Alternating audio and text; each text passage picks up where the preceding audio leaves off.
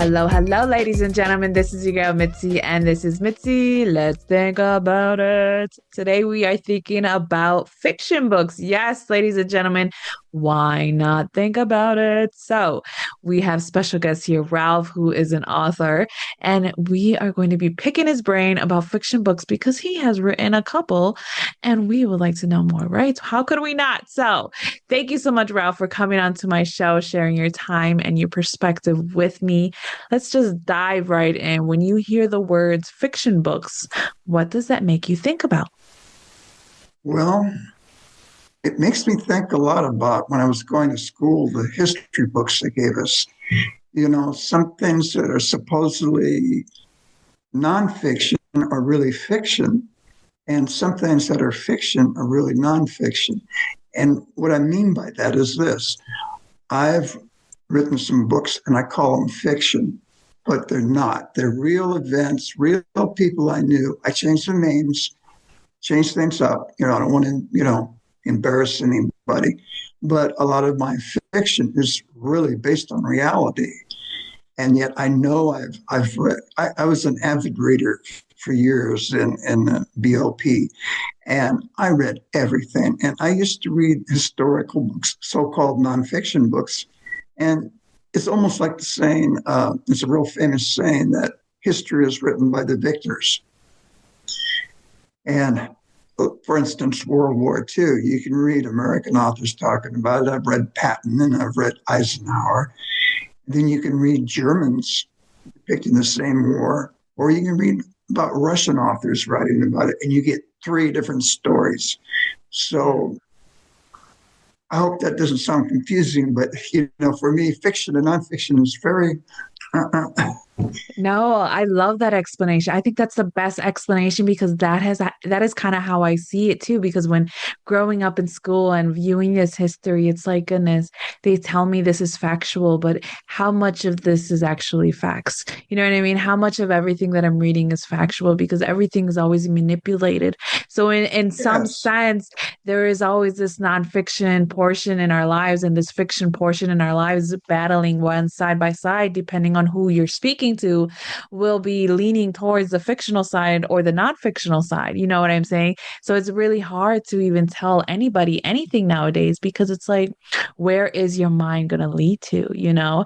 And yeah. I think that's the beauty of life that we all have to remember is that there as authors we do take parts of our lives, parts of our experiences, parts of things that we've seen and observed as we live this life, and we put it in these books and we alter it here and there so that it can be more exciting or it can be more relatable or it can be more dramatic.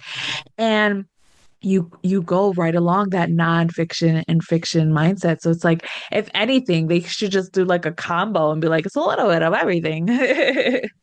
When I was 15 years old, the year was 1967. I'm 70. Okay. And during that summer, can you see this? Yes. Okay. I wrote a book called Summer of Love, 1967. I was there, so I experienced it. It's not a memoir. I created a fictional story, but I used my real experience that I could capture and taste and describe, to a detail. And so here again, when we get into what's fiction and what's not fiction, most of the books you read about 1967 in Haight-Ashbury in California, it's standard cliche, Jefferson Airplane, Janis Joplin, and a few things. But there was much more to it than just that. In fact, I don't even think the airplane was even there that summer. They were on tour. And so, I have another book called 63 Days, takes place in 1968. And I was the central character in the book. And I escaped from a reform school in 1968 from Elko, Nevada, and jumped on a freight train. And a couple of days later, I got off in Barstow, California, starving, and I saw this highway out there, and I said, man, I'm going to go out and hitchhike. Maybe I can get something to eat. And so I stuck my thumb out, and the first car that came by, a Dodge Roadrunner. The guy slams the brakes on, and I go and I jump in this car. And he says, "Where are you going?" And I said, "I'm going to San Diego." And he says, "Well, I'm going to Mexico. I can drop you off." And make a long story short, I ended up going to Mexico, and I wrote a story. And I ended up back in Los Angeles in '68. I was at the Ambassador when Kennedy was assassinated. And the night I broke out of reform school, Martin Luther King had been assassinated. And it was 63 days between that assassination and the last one, Kennedy. And so the name of my book is 63 Days. And I took some artistic liberty depicting J. Edgar Hoover and things, kind of scandalous, but, I have a kind of a dark humorous sense of humor. In fact, I have a couple series that are just really dark humor, other than they actually were real. But I say they're fiction, and people, I know my wife, she gets really upset with some of my dark humor. She says, "No, you can't you write anything that doesn't have sex or drugs in it?" I said, "Well, yeah." She says, "Well, write a cozy mystery." So I did. I wrote a series, the Harry Chin Murder Mysteries in Australia. They're cozy mysteries. There's no drugs. There's no sex. There's no profanity. And Son of a Gun is my most popular series. I don't particularly enjoy the books. The books that I love personally don't sell well yet. I'm hoping, I got to find the market for it. But I know there's people that appreciate my humor. Oh, absolutely. There's a lot of people who have dark humor in that aspect where it's about sex and drugs. My husband is dark and I'm dry. I have dry, corny humor, and my husband has very dark humor. And sometimes I just stare at him and I'm just like, if it wasn't because I known you and I know you and I know your heart, I know who you are, I would think that you are crazy or something's wrong with you. But it's a special type of drink. You know what I mean? It's a special type of tea that people have to get used to. And I don't see anything wrong with it. It's just how people just handle things differently. And I do love the fact that you talked about your book and how you talked about 63 days, because when I was looking over that book, it was really interesting because I'm just like, what is it? What's going on here? And when I was reading a little bit, I got distracted because my boys always distract me, my two little ones. But I'm glad you went on it further because that is really interesting. I did not know that. And a lot of your books, they seem like they're from prominent times. I mean, I'm very young compared to you. So for me, those were times that, are just in my history books. You know what I mean? Things that I read and I never really knew much about. So to hear it from somebody in that era who actually experienced it and they provide you from their perspective, like you said earlier, it provides you a different perspective. You know what I mean? Because the victors are the ones that are writing it, and the ones who are Right. displaying these situations in movies, there's always alterations and the truth is never really there. You know what I mean? It's always very, very hidden, hidden, hidden. So that is really, that is interesting. So I guess it leads me to my question. What do you take on these movies that determine or depict history in what you've already lived? Uh, some I've seen some good movies that I think were non-biased. I think of Dancing with Wolves, about the Okay, costume yeah. when he about the Indian woman, and just how the American Empire. They never talked about that when I was going to school, but that's what it was. It started off with that purpose in mind, and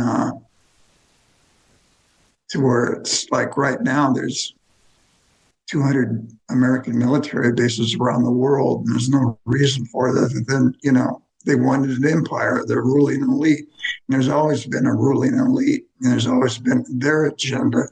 And poor person on the street, just the working stiff, they get dragged into it. I think of World War I and World War II. Both were started by France and England and Germany. And we ended up getting dragged in it 2 times to save their butt because France and England couldn't beat the Germans, so we had to come into it. And I hate to see us go into a third world war behind the same bullshit of Europe. Let Europe. I think Trump's doing okay as far as, hey, tell Europeans, we're not going to, take care of you. You drug us in 2 wars already, and they were really horrible, especially World War One. I mean, it was a meat grinder. But there's a lot of good books that depict that. I mean, I can't offhand name the authors, but I've read some really good works in that. If you like history, and I do. And when I was had my extended vacation with the federal government, I didn't watch TV. I read, and I remember in our library they were closing military bases, and so they brought all the books from the military base library, and they had Encyclopedia Britannica, a great book series. And it wasn't, Encyclopedia Britannica was, like explaining things.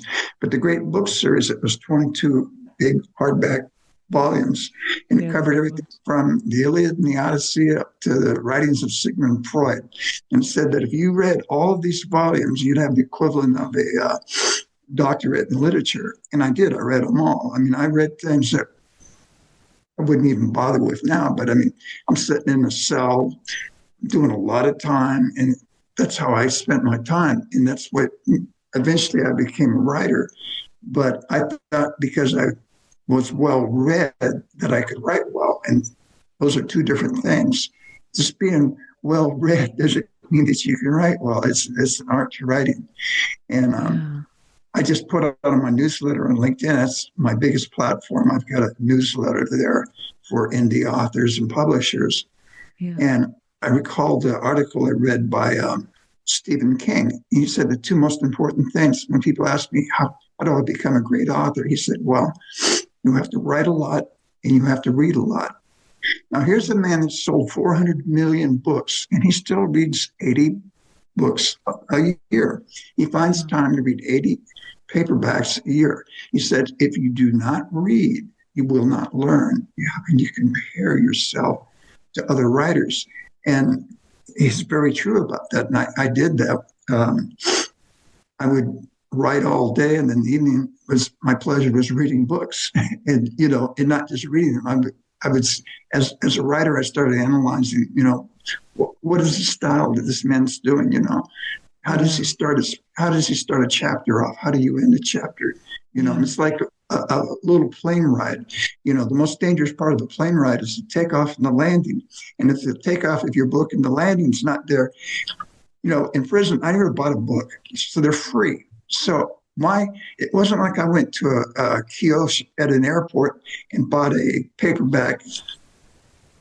I'm going to read that book because I spent that money on that paperback. But when you get them for free, I'd read 2 or 3 pages. If it wasn't grabbing me, it got chucked. And so I learned the value of it. You've got to have a good start. And yes, absolutely. I love that. I love that you said that, because when I first started writing, I was lost, you know what I mean? Because I was just like, where do I go? How do I begin? I hated English class. You know what I mean? I barely passed.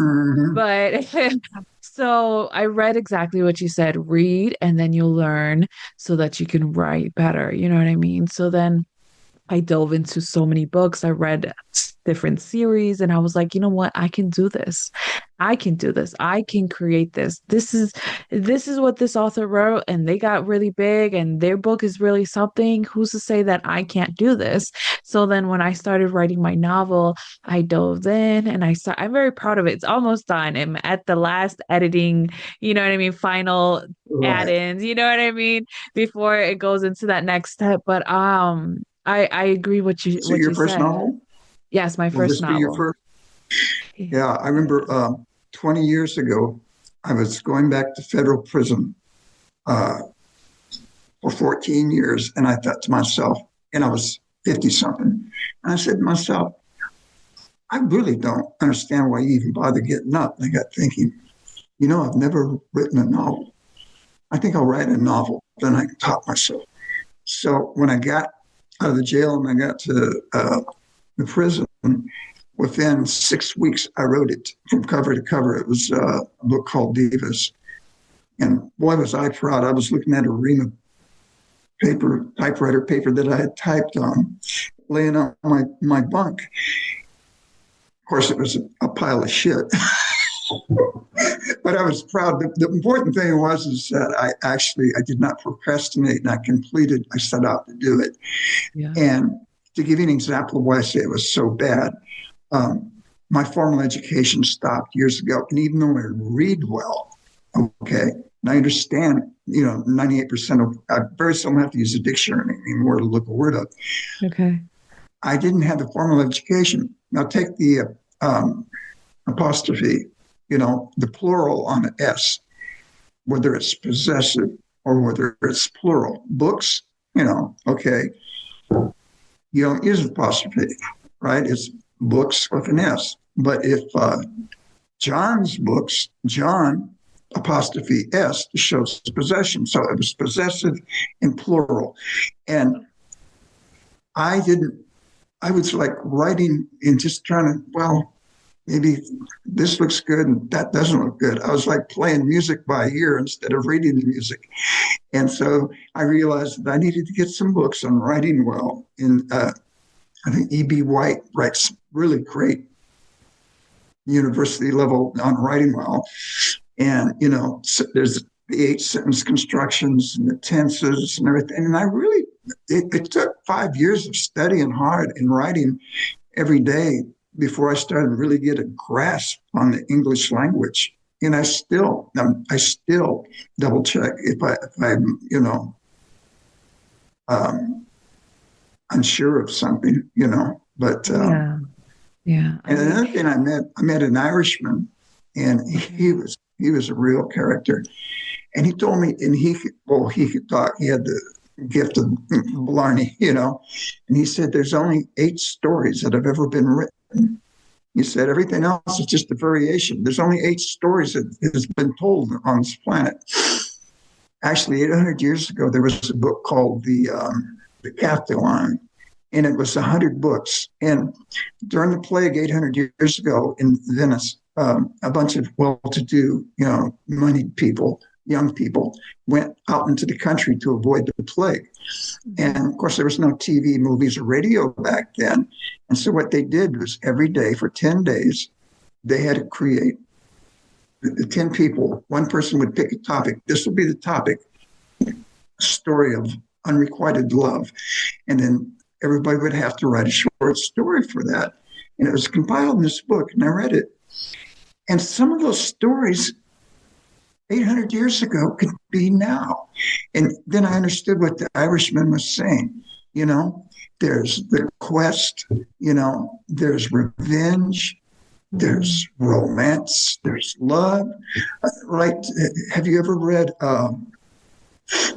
Casanova? No, but You've heard the expression, oh, he's a real Casanova? Yeah. Okay, yeah. That was an expression, that means a womanizer. And Casanova really did exist. He wrote his memoirs 250 years ago. He lived in Venice. And basically they were so explicit that no way could it be put on the market. I mean, he described in detail all of his conquest and what he did. And the manuscript is in Switzerland right now. But I read a kind of a edited version of Casanova. I found a 100-year-old book, hardback, on Casanova. And I read it, and I was fascinated because I'd always heard the expression, he's a Casanova and all that, but then I understood what it was about. And it's really a really good book, Okay, I'm gonna have to check it out. I'm gonna have to check that out because that sounds interesting. I didn't know that. Something else I can recommend too is there's a book called Confessions of an English Opium Eater. And it's by Sir Thomas Quincy, Okay. He was tonight. And it's not a drug book. He's only to the point that 250 years ago in London, most people were so poor they couldn't even afford to buy gin. And laudanum was cheaper than gin for some reason. And so a lot of the poor people, they took laudanum. And that was where the Confessions of English Opium Eater. But it was the most intensive psychological book I had ever read, and very entertaining and very you're there. He takes it, I swear, you read it and you think 250 years ago.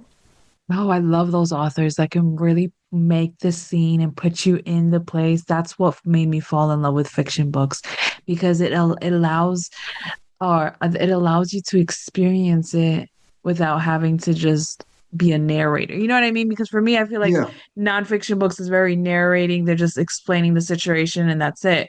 But with fiction books, it allows you to create the scene. It allows you to actually see what's happening, feel what's happening, smell it, have the emotions. I mean, that's the reason why you can cry once you're done reading a book or just be anticipating like, oh no, I gotta close it. I don't know what's gonna happen, but I kind of want to read. So you keep going back and keep reading, you know? And I think that's the beauty of fiction books is because it gives the reader the opportunity to imagine, you know what I mean? Imagine again. We have I call it lost time that. traveling. Yes, When I yes. was in a concrete cell in a maximum security prison, and I could time travel with these books of these authors like the Bronte sisters. They wrote some just really great. And all three of the sisters died in childbirth. You know, so that their literary careers were cut short. I'm sure you've heard or seen the movie Wuthering Heights by Emily No, Bronte.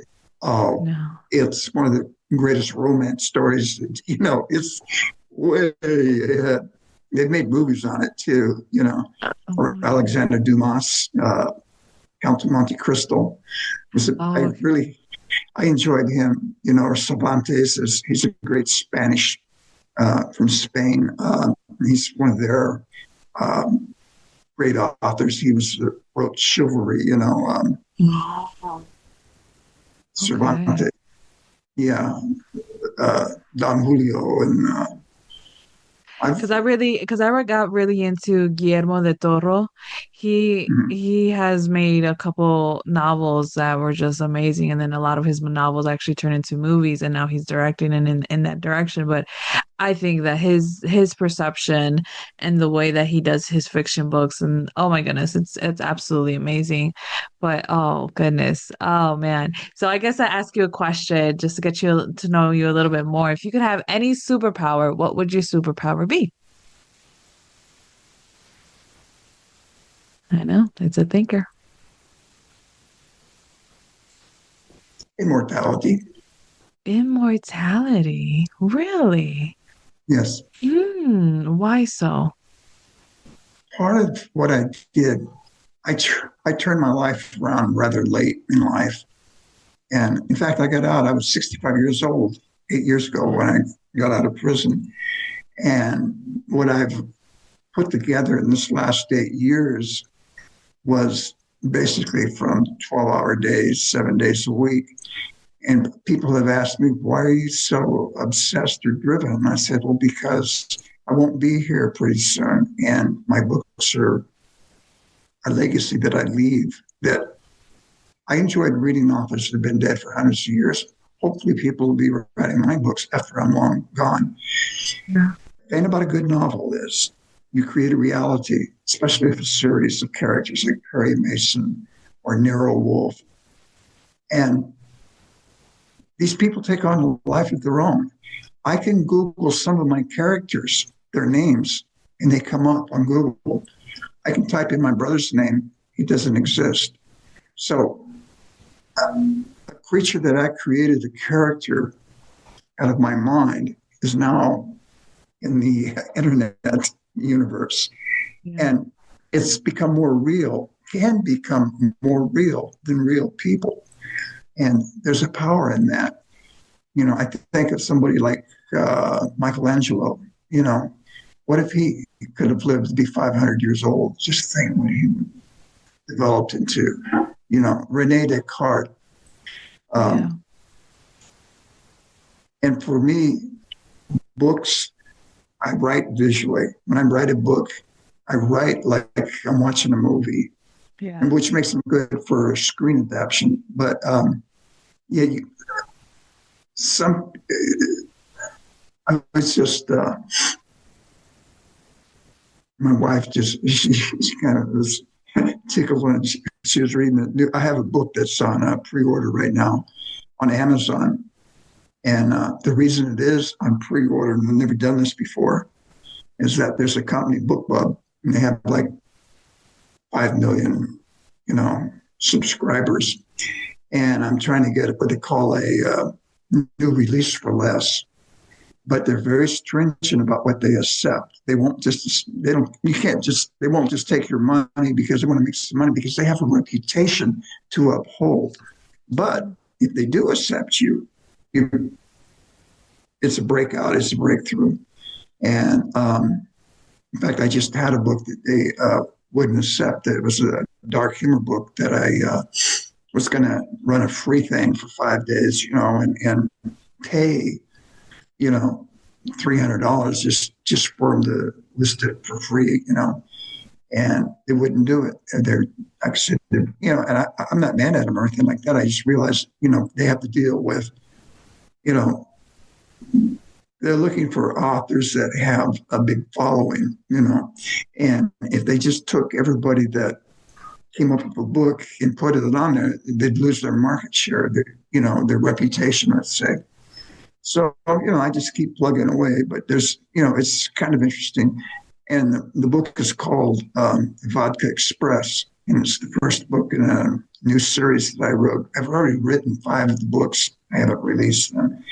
This is the first one that's going to be released. And I worked really hard on it. And it's a series. It's called the Dmitry Petrov crime novels, and it takes place in St. Petersburg in the Russian Federation. Before I got out the last time, I was in Butner with Bernie Madoff for 7 years, and a Russian organized crime boss was there, and I befriended him because I had studied Russian for a number of years, and anytime I get around Russian speakers or Chinese speakers or Spanish speakers, I practiced. And he liked me, and he knew I was writing even then, And so he hired me to ghostwrite his life story. Mm. And he gave me $1,500 for it, which was big money in prison. And but what real value wasn't money. I mean, the money was nice, but I got an inside Look into his track life on organized crime in Russia, the Russian Federation. He had started off when it was still the Soviet Union, and it starts from the early 80s up through the 90s, and it was a really great learning experience, and that's what I based this Dmitry Petrov novels on. For instance, the first thing he pulled me up on, he said, I said, what about the Russian mafia? He says, there is no Russian mafia. That's Hollywood. There might be Italian mafia, but there's no Russian mafia. In Russia, you're a vor. And vor literally means thief. Vor Sarkoni means thief-in-law. That's would be like the boss, of it. And the only way you can recruit is to become a vor is you have to be in prison. That's an interesting thing. You can be in the American mafia and you've never done a day in jail. The thing about the Russians is you had to be in prison so they could see how you were acting. That way, anybody could say, "Oh, well, I'll join that." There was a little different. And by joining in there, and it started in the Soviet Union era, because in the Soviet Union, if you tried to start your own business, that was a crime. Political prisoners were considered more dangerous than criminal prisoners. And the only people that survived in the gulags back in the Soviet era were these vor. So anyway, he gets out and he goes to Moscow, and he's working for a very famous guy, Ded Hassan. And Ronald Reagan said, Gorbachev, I asked him, I said, how'd you get to America? And he says, the great Ronald Reagan. I said, what do you mean? He said, Reagan said, Gorbachev, tear down that wall. And Gorbachev said, all right. And then he told all the Russians, he said, you guys want to go to the United States? Don't let the door hit you in the ass. So what they would do is they would come up and say, I'm a Christian, I've been persecuted, or I'm Jewish and I'm being persecuted. And America paid for them to come over. And so they had millions of Russians over here.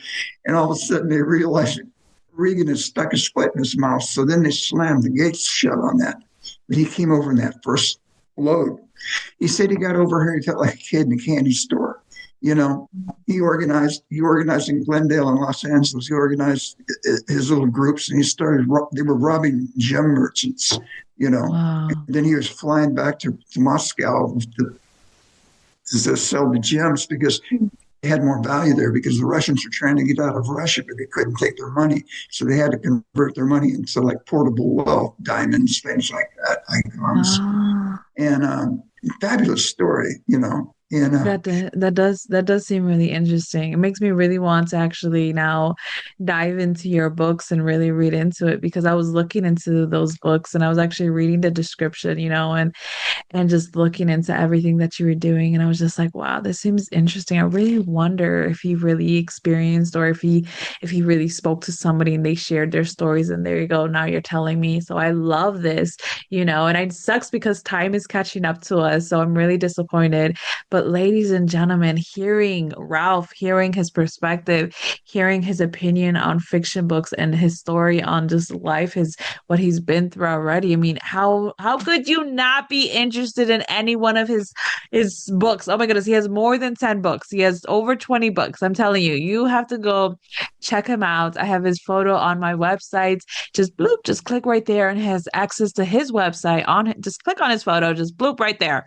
Just click on it just so you have access to everything that he has to offer the world, because he has so much great information. And let's make him immortal, right? Let's make this superpower a reality by living his life, reading his life, experiencing his life, you know what I mean? And letting it go through to the generations to come. Because you know what? Sadly to say, yeah, you may be in your 70s and we don't know when your time is coming up, but you can become immortal with all of the books that you have. So that superpower most definitely is a reality for you, because you did it. That's something that I hope that you can sleep better at night, because you actually have all these books out.